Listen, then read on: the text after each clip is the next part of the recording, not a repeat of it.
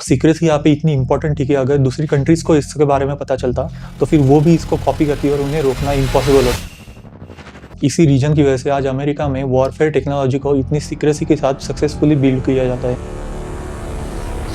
Late 1980s में एक आदमी ने क्लेम किया था कि उसने एरिया 51 में एलियन टेक्नोलॉजी के ऊपर काम किया है। एरिया 51 एक सिक्रेटिव यूनाइटेड स्टेट्स एयरबेस है जो नेवाडा के रिमोट डेजर्ट में लोकेटेड है, सिटीज और पब्लिक रोड से काफी दूर। ये एक dry lake bed groom lake के पास है और एक रिस्ट्रिक्टेड मिलिट्री जोन के पास है जहाँ पे किसी को भी बिना परमिशन के एंट्री अलाउड नहीं है। कई सालों तक यूएस गवर्नमेंट के ऑफिशियल्स ने कभी भी ये डिक्लेयर नहीं किया कि यहाँ पे कुछ एग्जिस्ट करता है, जिसकी वजह से क्यूरियोसिटी और स्पेकुलेशन और बढ़ गए। एरिया 51 का main purpose advance military aircraft और डिफेंस टेक्नोलॉजीज को डेवलप और टेस्ट करना है। क्योंकि ये हेवीली गार्डेड आइसोलेटेड बेस है और रिस्ट्रिक्टेड एयर स्पेस से सराउंडेड है, इसलिए यहाँ पे कोई भी नॉर्मल प्लेन फ्लाई नहीं कर सकता। इसलिए यहाँ की एक्टिविटीज कॉन्फिडेंशियल रखी गई है फॉर नेशनल सिक्योरिटी पर्पस। इसी सीक्रेसी की वजह से एरिया 51 दुनिया भर में फेमस हो गया।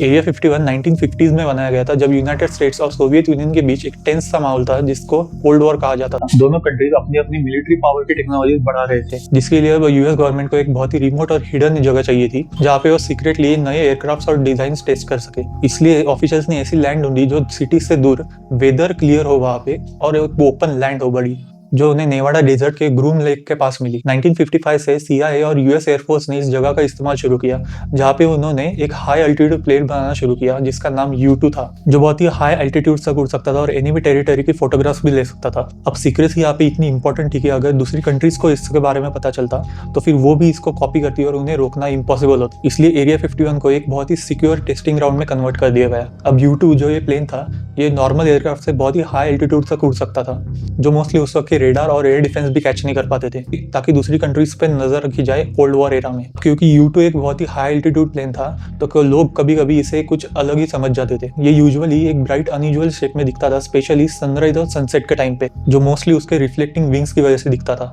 जिसकी वजह से कई रिपोर्टर्स ने इसे यूएफओ तक कहा। U2 के सक्सेसफुल टेस्टिंग ने यूएस को क्रिटिकल इंटेलिजेंस गैदर करने में बहुत मदद की, जिसकी वजह से एरिया 51 को उसके बाद सीक्रेट एयरक्राफ्ट डेवलपमेंट के लिए एक की सेंटर माना गया। इसका नाम एरिया 51 एक सिंपल नंबरिंग सिस्टम से आया था। जब यूएस मिलिट्री ने इस बड़े डेजर्ट को एडमिनिस्ट्रेशन और टेस्टिंग के लिए डिवाइड किया तो हर सेक्शन को एक नंबर दिया गया और उनमें से ये सेक्टर को एरिया 51 नाम दिया गया। जो शुरू में मैप रेफरेंस था वो धीरे धीरे एक फेमस लेबल बन गया, मेनली सीक्रेट एयरक्राफ्ट डेवलपमेंट और गवर्नमेंट सीक्रेसी की वजह से। U2 स्पाई प्लेन के बाद इस बेस को कई प्रोजेक्ट्स के लिए इस्तेमाल किया गया, जैसे A12 जो एक हाई स्पीड एयरक्राफ्ट था, जो अर्ली वर्जन में एक स्टेल्थ प्लेन था और रेडार भी इसे डिटेक्ट नहीं कर पाते थे।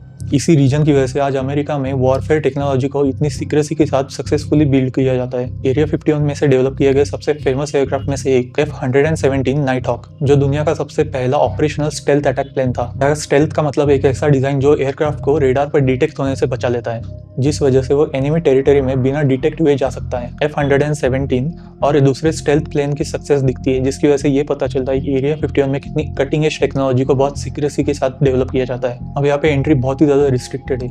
इस पे बॉर्डर फेंसिंग की गई है, बेस के आसपास कंटिन्यू सर्वेलेंस चल रहा होता है, गार्ड्स हमेशा नजर रखे हुए थे कि कोई अंदर तो नहीं आ रहा है बिना परमिशन के। बेस के ऊपर का एयर स्पेस बहुत ही कंट्रोल्ड और नॉर्मल प्लेन्स के लिए नो फ्लाइंग जोन बनाया गया है। ये सारे सिक्योरिटी मेजर्स सिर्फ इसीलिए रखे गए थे ताकि यहाँ के एक्सपेरिमेंट्स बहुत ही सक्सेसफुली कंडक्ट किए जा सके और जो एक्सपेरिमेंटल एयरक्राफ्ट है उन्हें बहुत ही सेफ और प्रोटेक्टेड रखे जा सके। अब 2013 में पहली बार यूएस गवर्नमेंट ने कंफर्म किया कि एरिया 51 जैसी जगह एग्जिस्ट करती है, जब सीआईए ने डीक्लासिफाइड डॉक्यूमेंट्स रिलीज किए। इन डॉक्यूमेंट्स में एक्सप्लेन किया गया था कि ये जगह सीक्रेट एयरक्राफ्ट डेवलपमेंट के लिए यूज की जाती है, जैसे U2 और बाकी एक्सपेरिमेंटल प्लेन्स। ये इसलिए किया गया क्योंकि गवर्नमेंट इस जगह की कंफर्मेशन नहीं दे रही थी, जिसकी वजह से बहुत ही रूमर्स और स्टोरीज स्प्रेड हो चुके थे। फिर भी करंट एक्टिविटीज के बारे में काफी डिटेल सीक्रेट रखी जाती है, सेफ्टी और नेशनल सिक्योरिटी की वजह से। एरिया 51 इतनी सीक्रेटिव जगह है कि ये कॉन्स्पिरेसी थ्योरीज की सेंटर बन चुकी थी, स्पेशली यूएफओ मतलब अनआइडेंटिफाइड फ्लाइंग ऑब्जेक्ट के बारे में। लोगों को स्काई में अजीब लाइट और अनयूजुअल शेप दिखते थे। इस बेस का एलियन से कोई कंफर्म कनेक्शन नहीं था, फिर भी इसकी अनयूजुअल साइटिंग्स और सीक्रेसी की वजह से ये एरिया 51 मूवीज, स्टोरीज और डॉक्यूमेंट्रीज में गवर्नमेंट का एक पॉपुलर सिंबल बन गया कवर अप्स का। लेट 1980s में एक आदमी ने क्लेम किया था कि उसने एरिया 51 में एलियन टेक्नोलॉजी के ऊपर काम किया है और गवर्नमेंट ने एक्स्ट्रा टेरेस्ट्रियल के एविडेंसेस को वहां पे छुपा के रखा है। बाद में इन्वेस्टिगेशन के बाद ये क्लेम फॉल्स पाया गया, लेकिन इन्होंने पब्लिक की इमेजिनेशन को काफी अट्रैक्ट किया, जिसकी वजह से ये एरिया 51 और भी फेमस हो गया। ऐसी स्टोरीज और बेस की सीक्रेसी के साथ स्काई में देखी जाने वाली अनयूजुअल चीजें जिसकी वजह से इस रिपोर्टिंग की वजह से एरिया 51 और एलियंस का एक कनेक्शन बना दिया। एक्स्ट्रा टेरेस्ट्रियल का वैसे भी कोई प्रूफ नहीं है, फिर भी ये स्टोरीज एक पॉपुलर कल्चर का बड़ा पार्ट बन गई, जिसकी वजह से गवर्नमेंट ने भी इस एलियन स्टोरी को अपने कवर अप की तरह इस्तेमाल किया। Thank you.